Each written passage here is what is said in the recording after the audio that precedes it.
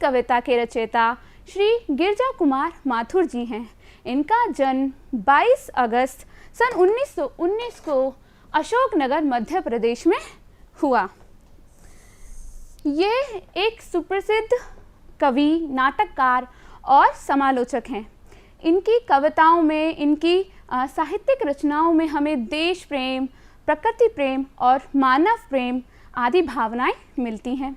इनकी प्रमुख साहित्यिक रचनाएं हैं मंजीर, नाश और निर्माण, धूप के धान, शिला पंख चमकीले आदि। इन्हें इनके कविता संग्रह, काव्य संग्रह मैं वक्त के सामने के लिए सन 1991 ईस्वी को साहित्य अकादमी पुरस्कार से सम्मानित भी किया गया है।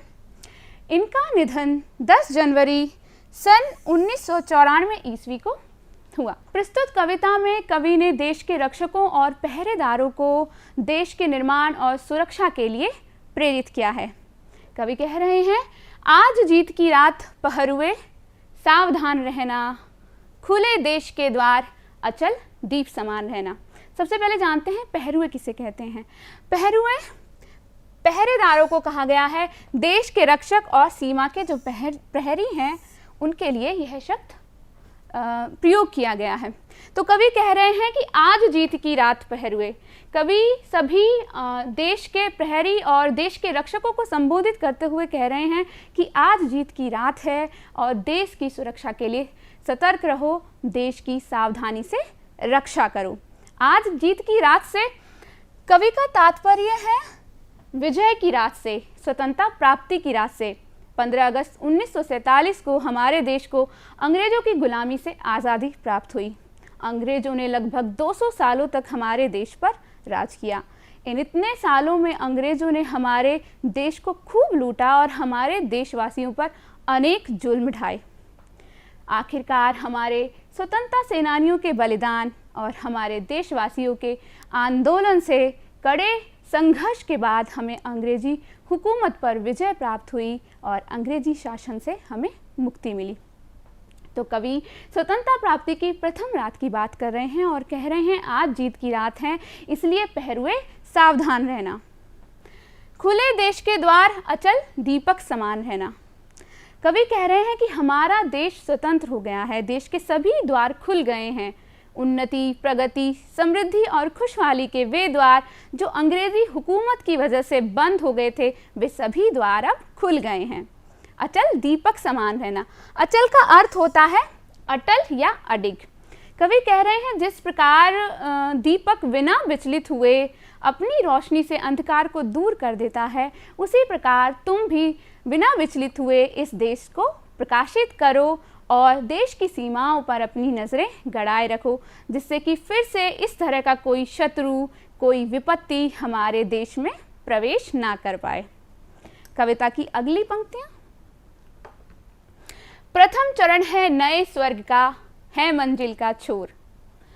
प्रथम चरण है नए स्वर्ग का, है मंजिल का छोर। इस जनमंथन से उठ आई पहली रत्न हिलोर। अभी शेष है पूरी होना जीवन मुक्ता डोर, क्योंकि नहीं मिट पाई दुख की विगत सांवली कोर। कवि कह रहे हैं कि प्रथम चरण है नए स्वर्ग का, है मंजिल का छोर, कि यह जो हमें सफलता प्राप्त हुई है यह केवल प्रथम चरण है, यानी प्रथम पड़ाव है नए स्वर्ग का। यह मंजिल नहीं है, यह केवल मंजिल का छोर है, मंजिल का एक किनारा है या मंजिल के लिए एक सीढ़ी है जिस पर चढ़कर हमें स्वर्ग को जाना है, स्वर्ग को प्राप्त करना है। इस जनमंथन से उठाई पहली रत्न हिलोर। कवि कह रहे हैं इस जनमंथन यानी जनता के द्वारा किए गए आंदोलन से हमें यह स्वतंत्रता प्राप्त हुई है। जिस प्रकार अमृत मंथन करने के बाद अमृत प्राप्त होता है, उसी प्रकार जनता के इस मंथन या जनता के द्वारा किए गए आंदोलन से हमें पहला रत्न प्राप्त हुआ है। तो क्या कह रहे हैं कवि कि जनता के द्वारा किए गए आंदोलन से हमें यह सुनहरा अवसर प्राप्त हुआ है जो कि रत्न से भरी एक जल तरंग के समान है। कवि आगे कहते हैं अभी शेष है पूरी होना जीवन मुक्ता डोर, यानी कि अभी हमें केवल एक रत्न की प्राप्ति हुई है। अगर हमें अपने जीवन को खुशहाल बनाना है, अपने जीवन की खुशहाली की, मुक्ता का अर्थ होता है मोती। खुशहाली रूपी मोतियों की माला बनानी है तो अभी हमें और रत्न भी प्राप्त करने होंगे। अभी सिर्फ हमें स्वतंत्रता प्राप्त हुई है। जब तक हमारा देश आर्थिक, सामाजिक और राजनीतिक रूप से सुदृढ़ नहीं हो जाएगा तब तक हमारी सफलता उतनी अच्छी नहीं है। मतलब हमारे देश को तरक्की करनी है, तभी स्वतंत्रता सार्थक है। कवि आगे कहते हैं, क्योंकि नहीं मिट पाई दुख की विगत सांवली कोर। विगत का अर्थ होता है पिछली या अतीत वाली। सांवली का अर्थ, यहाँ कवि सांवली का अर्थ बताया है कि परतंत्रता के समय की दुखद परिस्थितियाँ। कोर का अर्थ किनारा या कोना होता है। कवि कहते हैं कि हमें स्वतंत्रता मिल गई है, लेकिन अंग्रेजों के द्वारा जो हमारा शोषण किया गया है या परतंत्रता के समय की जो दुखद परिस्थितियां हैं, परतंत्रता का जो प्रभाव है वो अभी हमारी देश की जनता भूली नहीं है। अंग्रेजों के शोषण, अन्याय, उत्पीड़न को अभी हमने भुलाया नहीं है। तो कवि कह रहे हैं कि अभी तक हम जो हमारी दुख की जो कोर है वो अभी तक मिट नहीं पाई है। आगे कवि कहते हैं, ले युग की पतवार, ले युग की पतवार बने अंबुधि महान रहना, पहरुए सावधान रहना, पहरुए सावधान रहना। कवि कह रहे हैं युग की पतवार से कवि का तात्पर्य है कि देश के भविष्य की पतवार। पतवार एक नाव को खेने के लिए एक लकड़ी होती है, लकड़ी का साधन होता है जिससे कि नाव को पानी में गति दी जाती है, आगे चलाया जाता है या इधर उधर मोड़ा जाता है। तो कवि कह रहे हैं कि हमारे देश के जो भविष्य की पतवार है वह अब तुम्हारे हाथों में है। तुम्हें अपने देश का मार्गदर्शन करना है। तुम्हें अंबुधि, अंबुधि यानी समुद्र, तुम्हें समुद्र की तरह महान बनकर, विशाल बनकर, अजेय बनकर अपने देश का मार्गदर्शन करना है और पतवार बनकर इसको आगे बढ़ाना है। कविता की अगली पंक्तियां, विषम श्रृंखलाएं टूटी हैं, खुली समस्त दिशाएं। विषम श्रृंखलाएं टूटी हैं, खुली समस्त दिशाएं, आज प्रभंजन बनकर चलती युग वंदिनी हवाएं। प्रश्न चिन्ह बन खड़ी हो गई यह सिमटी सीमाएं, आज पुराने सिंहासन की टूट रही प्रतिमाएं। उठता है तूफान इंदु तुम, उठता है तूफान इंदु तुम, दीप्तिमान रहना, पहरुए सावधान रहना, पहरुए सावधान रहना।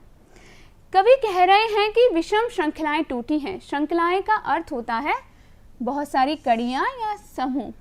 कवि कह रहे हैं कि जो परतंत्रता की जो विषम यानी प्रतिकूल, जो हमारे अनुकूल नहीं थी, वो सभी श्रृंखलाएं जो हैं अब टूट चुकी हैं। गुलामी की जंजीरें अब टूट चुकी हैं। वो सभी प्रतिकूल परिस्थितियां जो बाधा बनकर सामने खड़ी हुई थी वो सब अब दूर हो चुकी हैं। खुली समस्त दिशाएं, अब हमारा देश स्वतंत्र हो गया है और हमारे देश की उन्नति, प्रगति और अवसरों के सभी मार्ग खुल गए हैं। हम सभी दिशाओं में विचरण करने के लिए स्वतंत्र हैं। आज प्रभंजन बनकर चलती युग वंदिनी हवाएं। कवि कह रहे हैं युग वंदिनी यानी चिरकाल से, युगों युगों से बंदी बनी हुई कैद हवाएं आज तूफान बनकर खुलकर चल रही हैं और उनके मार्ग में जो भी बाधाएं आ रही हैं उसको वो चीरते हुए, नष्ट करते हुए आगे बढ़ रही हैं। प्रभंजन का अर्थ होता है तोड़फोड़ करने वाली या नष्ट करने वाली। प्रश्न चिन्ह बन खड़ी हो गई यह सिमटी सीमाएं।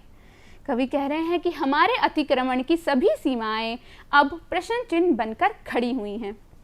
आज पुराने सिंहासन की टूट रही प्रतिमाएं। पुराने सिंहासन से यहाँ कवि का तात्पर्य है कि पुराने विदेशी राज्य यानी कि अंग्रेजों के राज्य से, और प्रतिमाएं का अर्थ होता है मूर्तियाँ। कवि कह रहे हैं कि विदेशी जो राज्य था, अंग्रेजों का जो राज्य था वह अब खत्म हो चुका है। उसकी सभी बंदिशें, कायदे कानून समाप्त हो चुके हैं। उसके सभी प्रतीक, प्रतिमाएं टूट रही हैं और उनकी जगह नए प्रतीक ले रहे हैं।